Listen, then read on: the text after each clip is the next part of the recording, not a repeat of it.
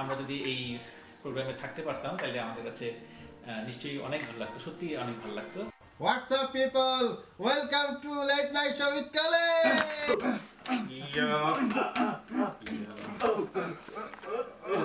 দর্শক মণ্ডলী, late night show with কালিমের আজকের পর্বটি এখানেই শেষ করতে হচ্ছে।